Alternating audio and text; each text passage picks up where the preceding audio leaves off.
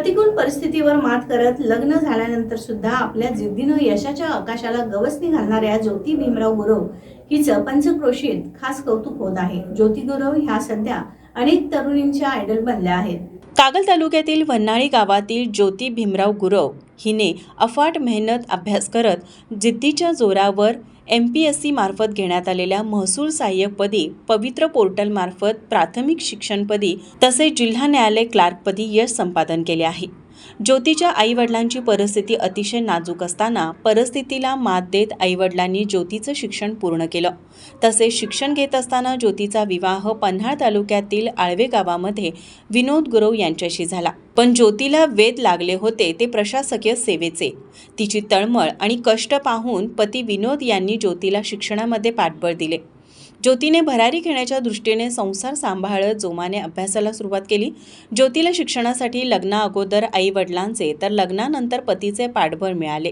त्यामुळे ज्योतीने हे दैदिप्यमान यश मिळवले आहे।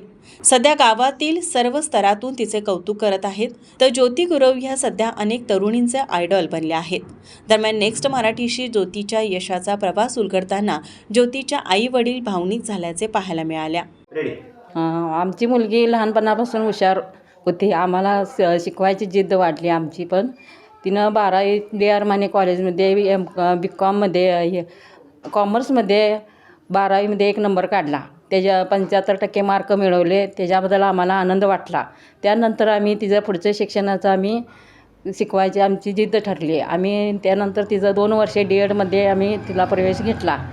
DED नंतर तिनं पण खूप मार्क मिळवलं आणि नंतर आमचं लग्न करायची इच्छा झाली। लग्न झाल्यानंतर आम्ही जावयासनी सांगितलं आमच्या मुलीचं शिक्षण पूर्ण करा।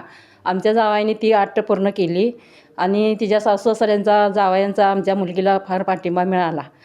आणि त्यानंतर तिनं डिलिव्हरीच्या वेळेला PSIची परीक्षा देण्याचं ठरवलं। 8 दिवसाची डिलिव्हरीची बाळंतीण नसताना आमची मुलगी पळायला गेली।